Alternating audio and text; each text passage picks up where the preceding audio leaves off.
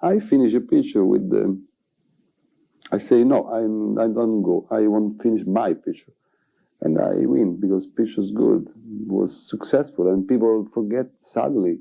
This says, you shoot very bad. You are the worst director. People, when I met the day after, no, I met people forget this. They say, oh, happy, wonderful, you're a big director. I say, no, please, you say I'm worst director. Oh, I don't forget this. Sure, I don't forget these things.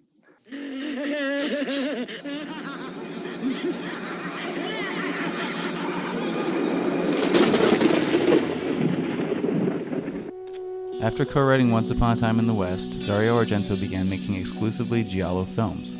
Giallo is taken from the Italian word yellow, and it is a reference to the yellow paperback pulp fiction novels that were written from the 20s to the 60s. Giallo films were mostly suspense thrillers and murder mysteries shot on a low budget, typically just trash cinema at the time. Dario cites Hitchcock as his biggest influence. Bird with the Crystal Plumage was his first film. It is a typical giallo murder mystery and was followed by 2 more films in a similar vein.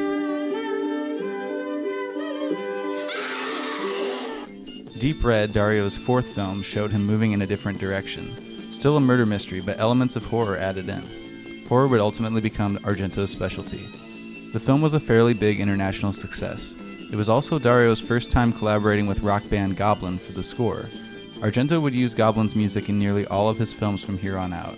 It's also the first Argento film to feature Daria Nicolodi, Argento's wife from 1974 to 85, who appears in several of his films. Argento's big breakthrough movie was his 5th film, Suspiria. While the film does play out as a mystery based around a coven of witches who run a ballet school, the overall genre of the film is supernatural horror. Luciano Tovoli, the cinematographer, went totally crazy with the gels and made something that is still insanely vibrant and beautiful to look at. We brought a car, the same car, of course. There I brought 2 cylinders, no, with the holes and gels of big intensity in red and green and yellow, exactly, and blue also. And in her face is like a painting. The painting that comes on her face continuously changing, going the shadow and then lightening. Tovoli had previously only worked in neorealism. He was initially reluctant to take on Suspiria because he thought of horror movies as low. If there was ever anything the exact opposite of neorealism, it is a Dario Argento movie. The follow-up film to Suspiria was Inferno, another witch tale. The second key is hidden in the cellar. Threadbare on plot, the film is essentially a vessel for wild cinematography, and once again, it's stunning to look at. Like many Argento movies, the dialogue comes off very stilted and awkward, and the acting often leaves something to be desired. I'm afraid to be left alone. All right. I've got nothing to do for the next couple of hours. Inferno cemented Argento's reputation internationally as a master of horror. Despite its bad script and poor acting, it is a remarkably artistic film filled with color. Of course, it also features many of Dario's trademark slow death scenes.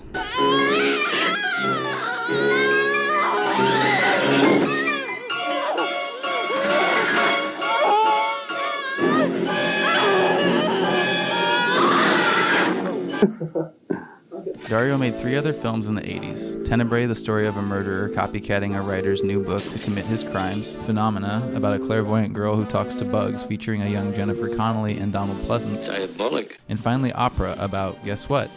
Murders at an opera. He has made 12 more films since then and is still active, but his 70s and 80s output is his best and what he is most known for. Also a producer, Dario got numerous projects off the ground for aspiring Italian horror directors, some nearly as visionary as himself. Demons, Demons 2, Stage Fright, and The Church were all Argento productions from 1985 to 92. Stage Fright by Michael Sovi features a serial killer in an owl mask who breaks into a theater. I mean, how cool is that? Overall, I hope you enjoyed looking at some of the hilarious and gruesome highlights from one of horror's greatest living directors, Dario Argento. People have trouble with your films because they're so much like a dream, such as Inferno.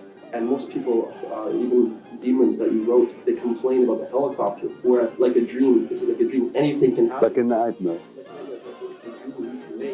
What you want, and that is why the helicopter. Yes. No one understands why it's like that. Yes, but this is good, I think.